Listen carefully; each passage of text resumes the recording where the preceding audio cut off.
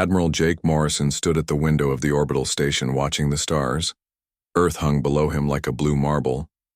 Somewhere out there, the Galactic Council was making decisions about humanity's future. Jake didn't like what he heard. From his contacts, Admiral, a voice called behind him. Jake turned to see Dr. Linda Meyer hurrying down the corridor. Her lab coat was wrinkled and her hair looked like she hadn't slept in days.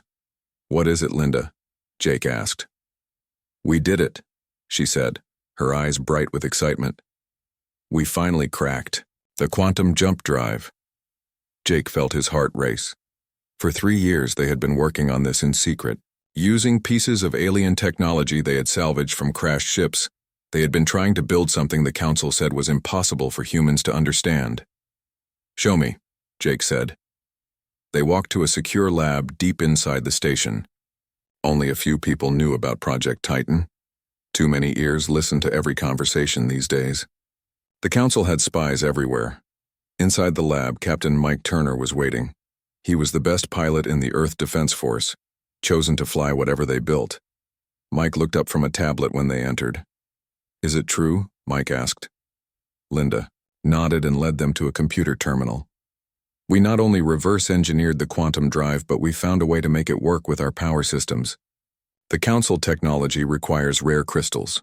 We can use standard fusion cores." Jake studied the data on the screen. The numbers didn't lie. If Linda was right, they could build faster ships than anyone in the known galaxy. "There's more," Linda continued.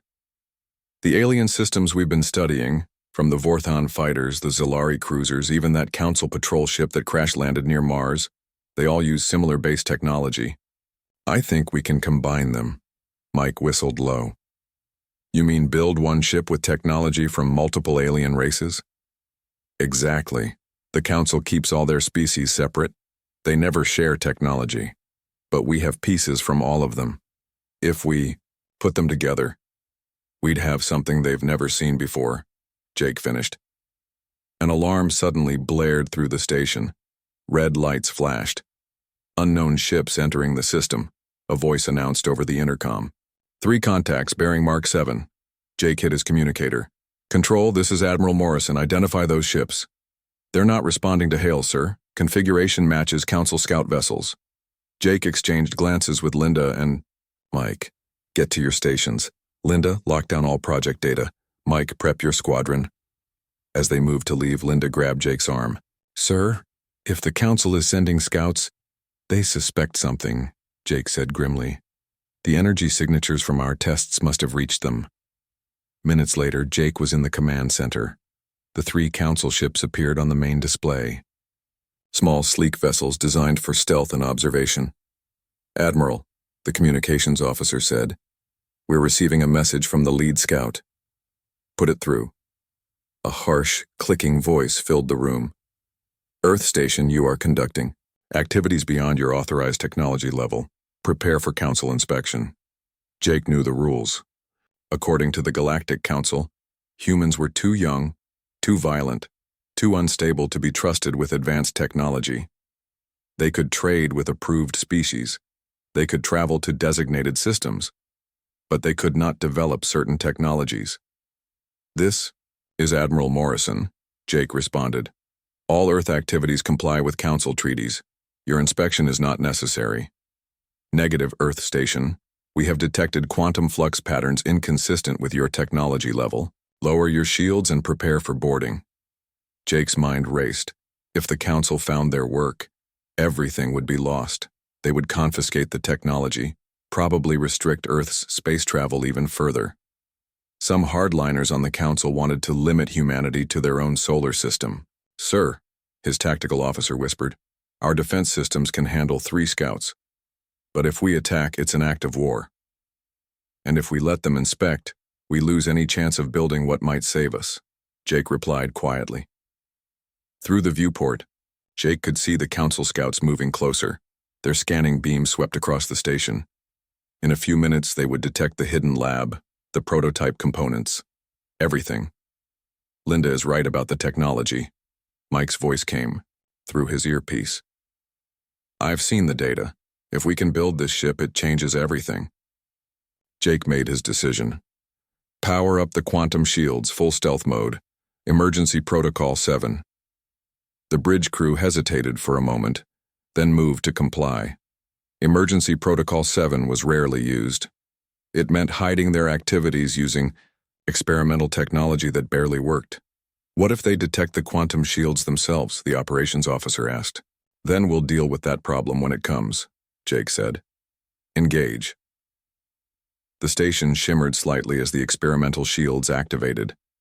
On the display, the Council scouts continued their approach, but their scanning beams now passed through empty space where the station appeared to be. It's working, Linda's voice came through the comm. They're reading nothing but background radiation. For 10 tense minutes, the Council scouts circled where the station should be. Jake watched as they fired a few test shots into empty space, checking for hidden objects. The shots passed harmlessly by. Finally, the lead scout transmitted again. Earth Station, confirm your position. We are reading no contacts in this sector. Jake smirked. Council scouts, this is Earth Station 7. We are maintaining standard position. Perhaps there's an issue with your sensors. The pause was long. Then, possible equipment malfunction confirmed. Council scouts returning to original patrol vector. Jake watched as the three ships turned and accelerated away. Only when they had jumped to FTL did he allow himself to breathe. Stealth shields. Down, he ordered. All departments, report status. As reports came in, Jake realized they had bought time, but not much. The Council would be back, probably with more ships and better sensors. Linda, Mike, he said into his comm. Conference. Room now, we need to move the timeline up. If the Council knows we're working on something, we can't let them find out what it is. How fast can we build it? Mike asked as they gathered. Linda checked her notes. With the resources we have, 6 months minimum. The Council will be back.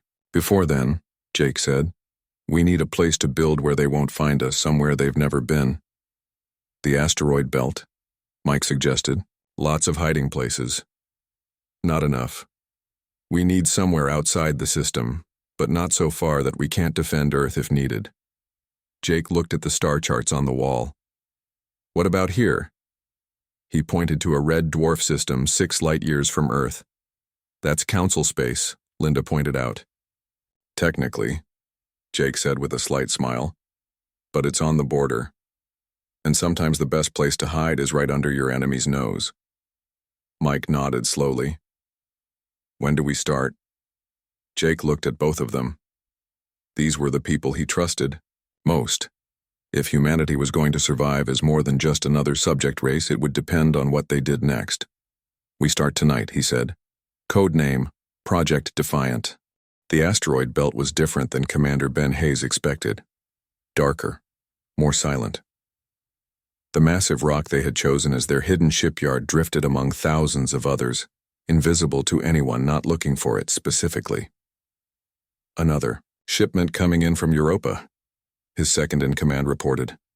Ice and rare metals as requested. Ben nodded, watching through the observation window as construction drones moved massive pieces of hull plating. The project was bigger than anything humanity had attempted, building a warship twice the size of anything the Council had seen, using technology they weren't supposed to possess. Commander Hayes, a voice called from behind him. Ben turned to see Amy Zhang approaching, her engineering tablet in hand. Amy was their specialist in alien technology, one of the few humans who understood how different species built their ships. What's the status on the power core integration? Ben asked. We've got good news and bad news, Amy replied. The good news is the Vorthan fusion technology and the Zalari quantum modulators work together better than we hoped. They're actually creating a feedback loop that increases power output by 40%. And the bad news? The Council patrol ship's navigation system doesn't like either of them. It keeps trying to establish dominance protocols, like 3 different alien operating systems fighting for control. Ben sighed. They had salvaged technology from 6 different alien civilizations. The plan was ambitious. Combine the best parts of each into one superweapon, but alien technology wasn't designed to work together. Show me, he said. They walked through the construction area, workers in environment suits moving everywhere. The ship was taking shape, its hull a patchwork of different alien alloys and human steel. They called it the UCS Defiant, though officially, it didn't exist. Amy led him to the central control room, still under construction. Banks of computers surrounded a central holographic display. "Watch this," she said, activating a simulation. The hologram showed the ship's systems. Power flowed from the fusion core, through the quantum modulators to various ship systems. But at the navigation console, the display flickered and sparked with competing data streams. Each species has their own way of doing things, Amy explained. The Vorthan believe in distributed processing. The Zalari use centralized command structures, and the Council patrol systems want to report to a higher authority that doesn't exist. Can you fix it? I have an idea. Instead of forcing them to work together, what if we use human systems as a bridge, like a translator between them? Ben considered this. It might work, but we're on a timeline here. I know, sir. 3 months until the first test flight. As they talked, alarms suddenly blared. Red lights flashed through the facility. Proximity alert, someone shouted. Contact bearing 3 Mark 7. Ben rushed to the tactical station. On the screen, a single ship appeared at the edge of their detection range. Small, sleek, clearly not human. Configuration matches Council Scout class, the officer reported. Same type that visited Earth Station. Are they scanning us? Negative, sir. They appear to be on routine patrol. But they're heading our way. Ben's mind raced. The asteroid field would hide them from passive scans, but if the Scout came too close with active sensors, they would see the construction site. Amy, can those stealth shields you've been developing work on something this big? The prototypes are designed for smaller ships. Scaling them up. Amy paused, thinking quickly. It's possible, but we'd need to shut down all primary systems. The power drain would be massive. Do it. How long to implement? 20 minutes minimum. Ben looked at the tactical display. The Council Scout would reach scanning range in 15 minutes. All personnel. This is Commander Hayes. Emergency protocols Alpha 7. Prepare for full stealth mode. All non-essential systems offline.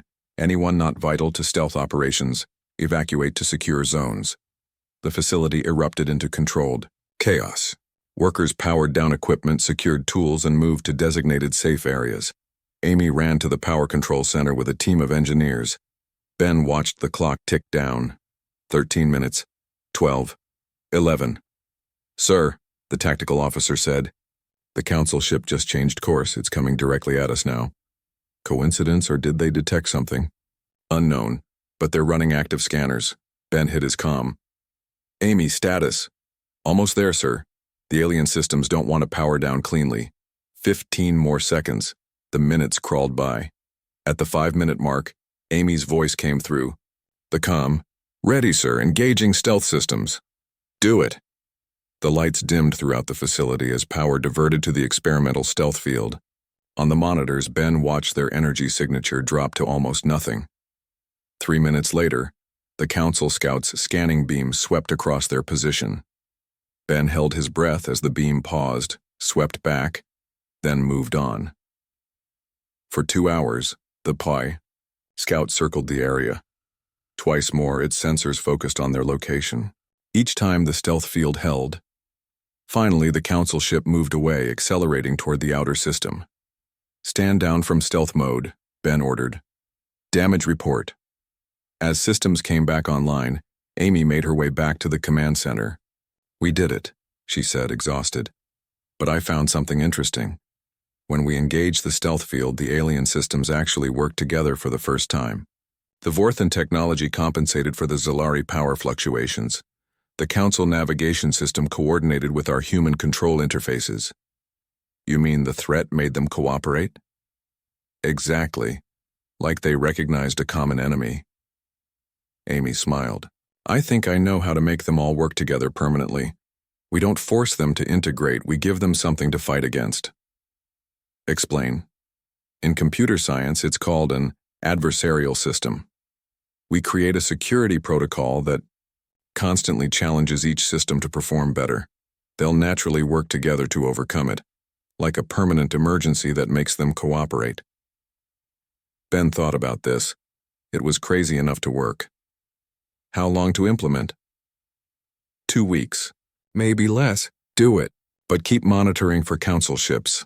That scout might report back. Over the next weeks, the Defiant took shape. Amy's adversarial system worked better than anyone expected. The alien technologies not only cooperated but began to enhance each other in ways their original creators never imagined. Ben walked through the nearly completed ship, marveling at what they had built. Corridors wide enough for multiple species but designed for human efficiency. Weapon systems that combined the best of 6 different military philosophies. And at the heart of it all, a bridge where human intuition could direct alien precision. "Sir," his comm crackled, "we're receiving a priority message from Admiral Morrison." "Put it through." Jake's voice filled the comm system. "Ben, how's our timeline?" "We're ahead of schedule, Admiral. 2 months until first test flight." "We may not have 2 months. Council activity has increased across all sectors. My intelligence suggests they're planning something. How soon can you launch?" Ben looked around the ship. Workers everywhere, systems still being calibrated, weapons not yet tested. 6 weeks minimum, sir." "Make it 4. "And Ben?" "Yes, Admiral. Make it count. The Defiant might be humanity's only chance." After the comm ended, Ben gathered his department heads. Amy Zhang stood among them, looking exhausted but determined. "Change of plans," Ben announced. "We launch in 4 weeks. I want all hands working double shifts. Priority to weapons testing and navigation systems. Everything else can wait." "What about full system integration?" Amy asked. "We'll test it on the fly. Time's run out for perfect solutions. Now we need working solutions." As the meeting dispersed, Amy remained behind. "Commander, the adversarial system is working, but it's untested at full capacity. If something goes wrong during the test flight, then we'll deal with it." Ben interrupted gently. "Amy, you've done something amazing here. You've made 6 different alien technologies work together using human innovation. That's never been done before. But, no buts. The Council thinks we're primitive. They think our technology is inferior. What they don't understand is that humans don't just copy what others do, we improve it, we combine it, we make it our own." Amy nodded slowly. 4 weeks. We'll be ready." Ben watched her leave, then turned back to the observation window. The Defiant floated before him, more than a ship now. It was a statement. A declaration that humanity would not be limited by what others thought possible. In the distance, stars twinkled in the eternal darkness. Somewhere out there, the Council continued its deliberations about the future of humanity. They spoke of containment, of controlled development, of keeping the young race in check. They had no idea what was coming. Benny smiled grimly. In 4 weeks, they would find out what humans could really do when they stopped playing by someone else's rules. Captain Steve Collins sat in the pilot's chair of the UCS Defiant, trying to stay calm. Today was the day. After 4 weeks of rushed construction, they were finally ready for the first test flight. "All systems green," Amy Zhang reported from the engineering station. "The alien technologies are working together better than expected." Steve nodded, running his hands over the controls. The bridge was designed with human ergonomics, but used alien technology throughout. The quantum drive hummed with energy he could feel through the deck plates. "Remote command link established," his communications officer announced. "Admiral Morrison is online from the hidden base." "Steve, this is Admiral Morrison." Jake's voice came through clearly. "How's she feeling?" "Like nothing I've ever flown before, sir," Steve replied. "The response time is incredible, and the power readings are off the charts. Remember, this is just a short test. Jump to the designated point, run the weapon diagnostics, then get back. We're not looking for trouble." "Understood, sir." Steve looked at his crew. 12 people, the best of the best. They had volunteered for this, knowing the risks. No one had flown a ship with this much alien technology before. No one knew what would happen when they engaged the quantum drive. "Prepare to disengage from asteroid," Steve ordered. "Thrusters to minimal. We don't want to advertise our departure." The Defiant slowly separated from its construction base. As they cleared the asteroid field, Steve could see the emptiness of space stretching before them. Course laid in for test coordinates, the navigator reported. 3 light-years distant uninhabited system. Engage quantum drive, Steve commanded. The ship shuddered as the alien drive kicked in. Reality seemed to bend around them, stars stretching into lines of light. Then, suddenly, normal space returned. Jump complete, Amy announced, checking her displays. All systems operational. We're at the test site. Steve looked at the tactical display. Empty space as intended. No planets, no stations, no traffic. Perfect for testing weapons without witnesses. Begin diagnostic sequence, he ordered. Let's see what this ship can really do. For the next hour, they tested every system. The shields could absorb energy, attacks and redirect them. The weapons could hit targets at ranges the Council thought impossible. And the speed, the Defiant could outrun anything they had ever seen. Sir, the sensor officer suddenly called out, I'm reading multiple contacts bearing 27 Mark V. Steve frowned. This system was supposed to be empty. On screen, 3 ships appeared on the display. Small, fast, clearly military configuration. Council, Patrol Squadron, Amy identified. Scout class but heavily armed. They're hailing us, communications reported. Put them through. A harsh voice filled the bridge. Unknown vessel, you are in restricted Council space. Identify yourself immediately. Steve thought quickly.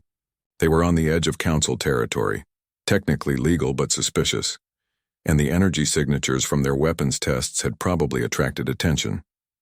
Council patrol, this is independent trader vessel Wanderer, Steve lied smoothly. We're having technical difficulties with our navigation systems. Your ship configuration is unknown to our databases. Prepare to be boarded for inspection. Steve looked at Amy, who shook her head slightly. If the Council saw their technology, it was all over. Negative, Council Patrol.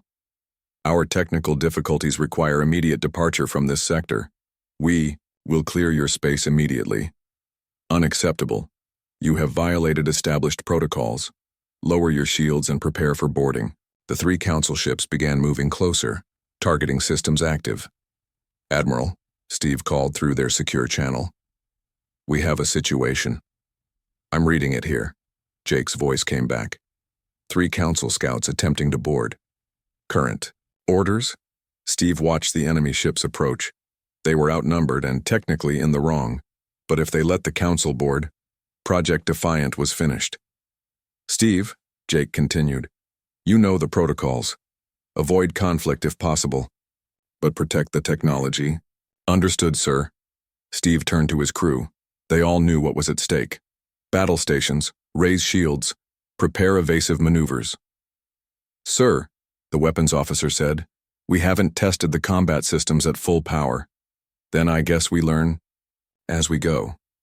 Target the lead scout's engines, minimal force. We're trying to escape, not start a war. The Council ships opened fire first. Energy beams lashed out at the Defiant. The alien shields flared but held easily. Return fire, Steve ordered. The Defiant's weapons responded instantly. Precise energy beams struck the lead Council ship, disabling its engines but leaving life support intact. Holy... The weapons officer started, then caught himself. Sir, our weapons are far more effective than calculated. The other 2 Council ships immediately changed tactics, circling to attack from multiple angles. Their combined fire was impressive, but the Defiant's shields absorbed everything with ease. Tactical, I need options, Steve called. Sir, we're faster than them. Much faster. If we can... Suddenly alarms blared. 6 more contacts appeared on the display. Council reinforcements, sensors reported. Heavy cruiser class, they'll be here in 3 minutes. Now Steve faced a real decision.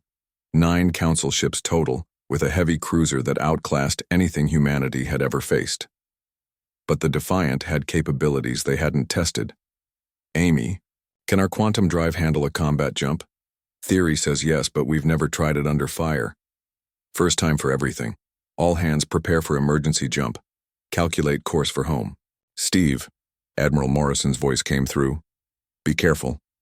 We need that ship intact. The Council ships continued their assault, but their weapons barely scratched the Defiant's shields. Steve watched the countdown timer for the reinforcements. 2 minutes. Navigation, do you have our jump course? Course laid in, sir, but the quantum signature will be massive. Every Council ship in 10 light years will see it. 1 minute. Can't be helped. Engage drives on my mark. The Council heavy cruiser dropped out of FTL space, massive and bristling with weapons. It immediately targeted the Defiant with weapon systems that could vaporize lesser ships. Mark. Reality. Twisted.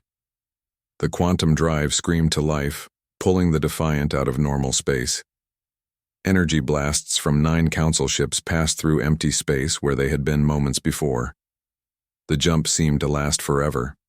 Steve felt the ship strain, as systems designed separately by different species worked together under maximum stress. Then, suddenly, they were home. The asteroid field appeared around them, the hidden base just ahead. Jump complete, Amy announced, relief clear in her voice. All systems functional, no casualties. Damage report, Steve ordered. Minor hull scoring, shields at 70%, all major systems green. Steve slumped in his chair, adrenaline fading. They had done it. Escaped 9 Council ships without losing anyone. Proved the Defiant could do things no one thought possible. Admiral, he called through the comm. Test flight complete, mission successful. Excellent work, Steve. Bring her home. And Steve? Yes, sir?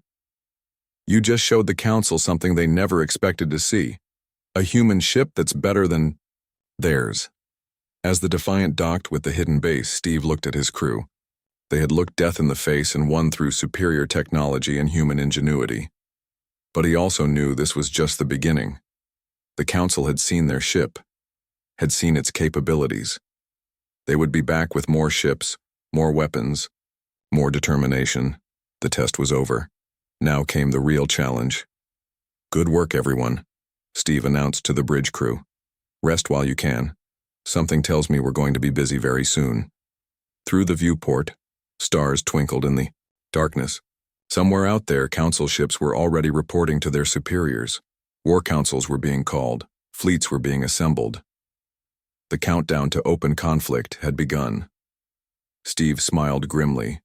Humanity had spent centuries being told they weren't good enough, strong enough, smart enough to stand with the major galactic powers. Today they had proven otherwise. Tomorrow they would have to prove it again. Ambassador Kate Wilson stood before the Galactic Council chambers, trying to steady her nerves. Behind her, the massive doors led to the largest gathering of alien species in known space. Today, they would decide humanity's fate. Ambassador Wilson. Her aide whispered, "The Council is ready for you." Kate nodded and walked through the doors. The chamber was enormous, with representatives from 47 different species arranged in a semicircle. At the center sat Supreme Counselor Vetheron, his tentacles moving in what she knew meant deep displeasure. Human representative, Vetheron's voice boomed through the chamber. You stand accused of violating the technology restriction protocols. How do you respond? Kate had rehearsed this moment 100 times. The Earth government maintains that all our actions comply with existing treaties. Then explain this. The central hologram activated, showing surveillance footage of the Defiant engaging Council ships. The video clearly showed a human vessel, outperforming military technology that was supposed to be far beyond Earth's capabilities. Murmurs rippled through the chamber. Representatives of various species clicked, chirped, and growled their concerns. The evidence is clear, continued Vetheron. Humanity has developed a warship incorporating technology from multiple Council species. This is a severe violation of galactic law. Kate took a deep breath. If I may, Supreme Counselor, the treaties state that recovered technology from derelict vessels can be studied and utilized. All components of our defensive systems were obtained legally. Defensive systems, another counselor stood, their crystalline form reflecting the chamber lights. Your vessel destroyed 3 of our patrol ships. Our vessel disabled their engines and left life support intact, Kate corrected. No casualties were reported. If Our intentions were aggressive, the outcome would have been very different. This caused more murmuring. The council knew their ships had been handled with restraint. Regardless, Vethron interrupted, humanity has developed military capabilities beyond your assigned level. This cannot be tolerated. Kate glanced at her tablet where urgent messages from Earth were coming in. Admiral Morrison and General Martinez were keeping her updated on military preparations. Supreme Counselor, she said carefully, perhaps the issue is not that humanity has advanced, but that the restrictions themselves are outdated. We've lived under these limitations for nearly 60 years. The restrictions exist to maintain galactic stability, Vethron responded. Young races cannot be trusted with advanced technology. With respect, we've proven ourselves peaceful neighbors for 6 decades. We've honored every treaty, participated in council trade, and contributed to galactic security. Why should we remain limited while others are not? The chamber erupted in arguments. Some species supported her point, but many did not. Kate noticed that several representatives avoided eye contact, which her cultural training told her meant they were conflicted. After several minutes, Vethron restored order. The council has deliberated on this matter. Our decision is as follows. The Earth government has exactly 72 hours to surrender all advanced technology, including the warship known as the Defiant, and submit to enhanced monitoring protocols. And if we refuse? Kate asked, though she knew the answer. Then the council will take necessary action to contain the threat you represent. A fleet of 300 warships stands ready to enforce this decision. Kate felt her heart sink, but kept her expression neutral. May I request time to consult with my government? You have 1 hour. Return then with Earth's response. Kate bowed slightly and left the chamber. In a secured room, she immediately contacted Earth. Kate, Admiral Morrison's face appeared on the screen. We heard everything. Admiral, they mean... At 300 ships, that's more than the entire Earth Defense Force. We know, General Martinez and I have been preparing. What's your read on the council? Kate considered the question. They're scared, Jake. Some of them actually support us, but they're afraid to go against the majority. They've never seen a young race advance this quickly. Can you buy us more time? I doubt it. They want a decision within the hour. Kate paused. Is the Defiant ready for combat? Steve's crew has been working around the clock. The alien systems are stable, weapons fully tested. But Kate, it's 1 ship against 300. What are our options? General Dave Martinez joined the conversation. Militarily, we have 3 choices. Surrender and hope they honor the treaties. Evacuate Earth's population to colony worlds. Or fight. A hopeless fight, Kate pointed out. Maybe not, Jake said quietly. Steve's reports show the Defiant is far more capable than we imagined, and we have some advantages they don't know about. Such as human tactics, improvisation, and the fact that their fleet is composed of ships from different species that don't work well together. Kate thought about this. In the chamber, she had noticed how the various council members seemed to distrust each other as much as they distrusted humanity. Admiral General, I recommend we request more time for a formal response. Use diplomatic protocols to stall. Every hour we gain is important. Agreed. What will you tell them? That Earth requires time to consider the full implications of the Council's demands. That such a significant decision requires proper democratic process. They discussed the plan for several more minutes before Kate returned to the council chamber. Supreme Counselor, she announced, the Earth government requires 72 hours to properly consider your ultimatum and prepare a formal response. Unacceptable, Vethron immediately responded. The threat must be addressed immediately. With respect. You're asking us to surrender technology that represents centuries of theoretical development, achieved in decades through ingenuity and hard work. At minimum, we need time to ensure the safe transfer of systems that could be dangerous in the wrong hands. Vethron consulted with other council members. Kate noticed several species arguing among themselves. The council grants you 24 hours, Vethron finally announced.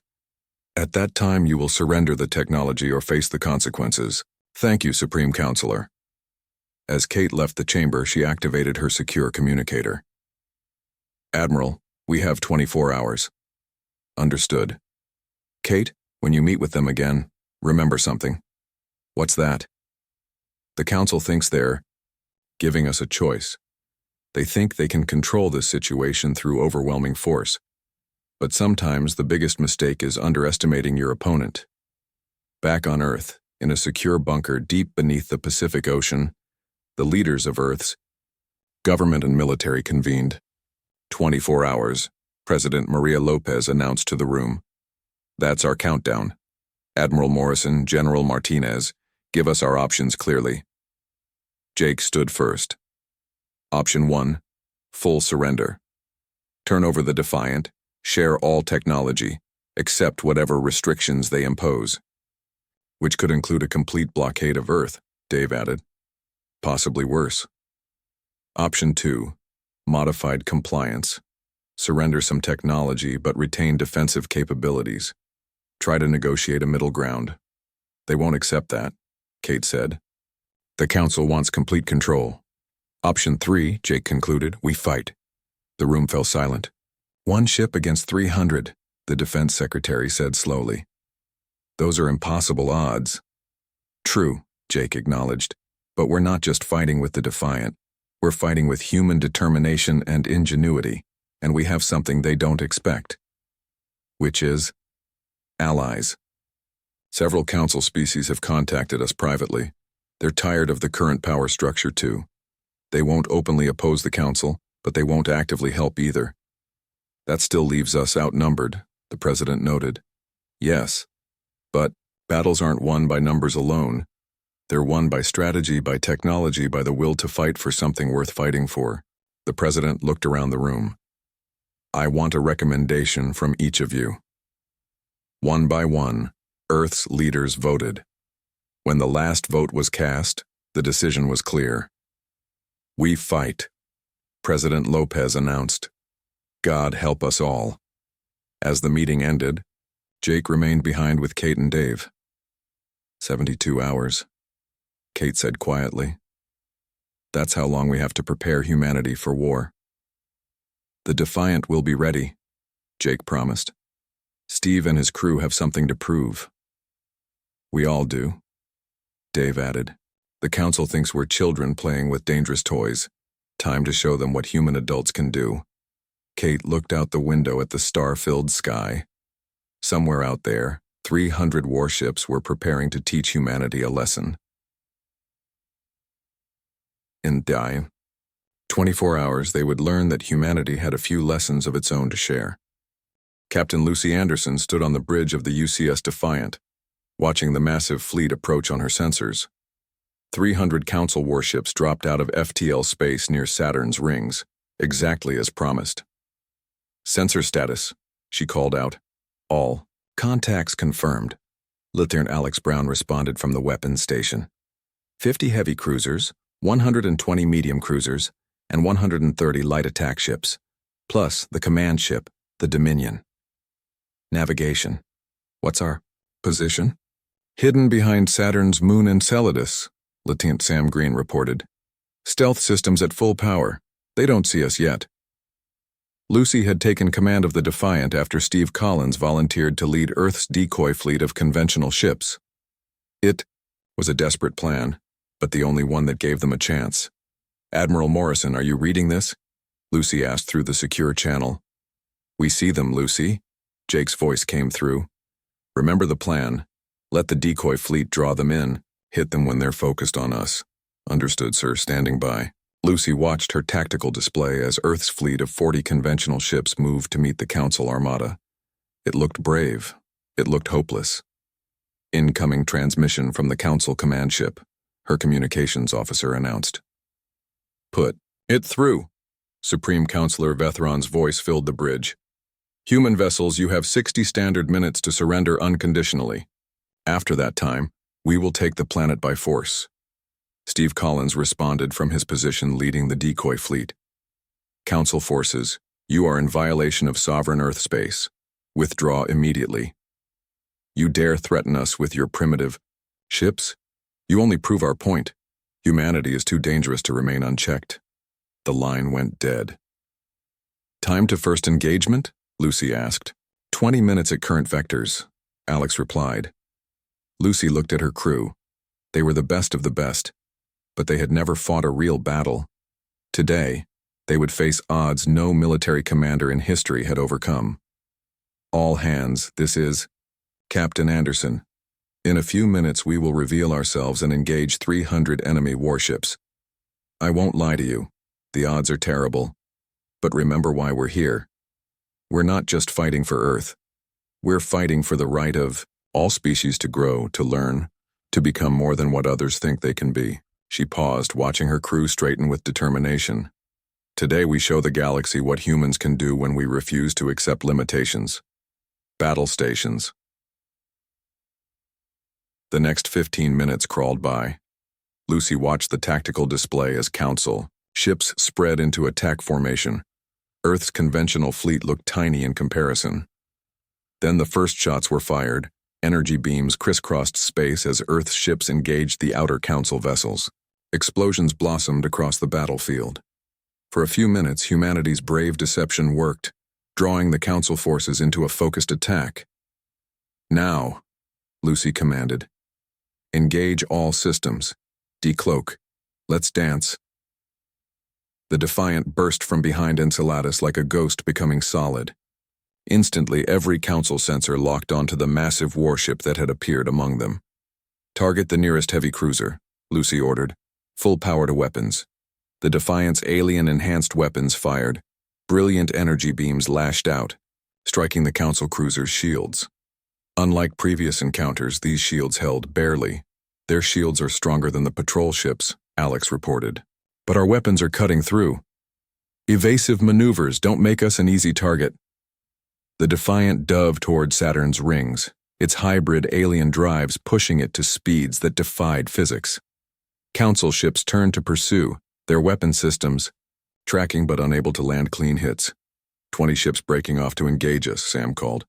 Good, that's 20 not firing at our fleet. Target their engines. We want to disable, not destroy. For the next hour, space around Saturn became a deadly dance.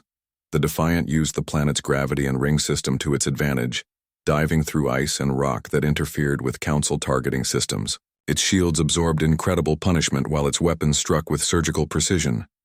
Hull breach on decks 7 and 8, someone reported. Containment fields holding. Return fire on that dreadnought. All forward guns. The battle raged across Saturn's system. Earth's conventional fleet, though outmatched, fought with desperate courage. Meanwhile, the Defiant played a deadly game of hide-and-seek among the rings, picking off Council ships one by one. Then alarms blared. Council command ship is moving to intercept, Alex shouted. The Dominion is coming straight at us. Lucy watched the massive vessel approach. It was 10 times the size of the Defiant, bristling with weapons that belonged in nightmare movies. All power to forward shields. Prepare for ramming speed. Captain? Sam asked, uncertain. You heard me. We're going to show them human stubbornness. Set course directly for the Dominion's weapons array. The Defiant accelerated toward the massive command ship. Energy blasts filled space between them, but Lucy kept the ship on course. At the last moment, she ordered, full reverse thrust. All weapons fire. The deceleration slammed everyone forward as the Defiant fired every weapon it had directly into the Dominion's forward weapons systems. Explosions rippled across the massive ship's hull. Follow up. Target their bridge. Now the battle turned personal. The Defiant and Dominion exchanged fire at point-blank range. Systems overloaded. Hull metal screamed. But humanity's innovation kept them alive. Guardian is online, Amy Zhang reported from engineering.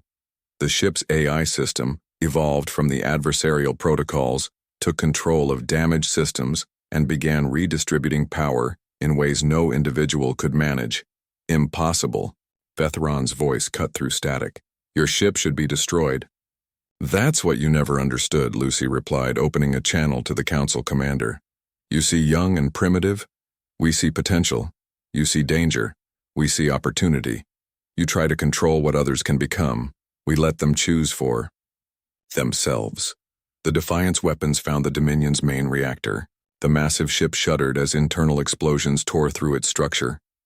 All Council forces, Lucy broadcast on an open channel. Your command ship is disabled. Withdraw now, or face total defeat. Across the battlefield, Council ships began to disengage. Some because they recognized defeat, others because they had never wanted this fight. Status report, Lucy called. Defiant is at 40% capacity, Amy responded. But we're still flying. Council fleet is withdrawing. We did. It. Through the view screen, Lucy watched the remains of the Council Armada retreat. The Dominion drifted powerless among Saturn's rings, its crew evacuating to smaller ships.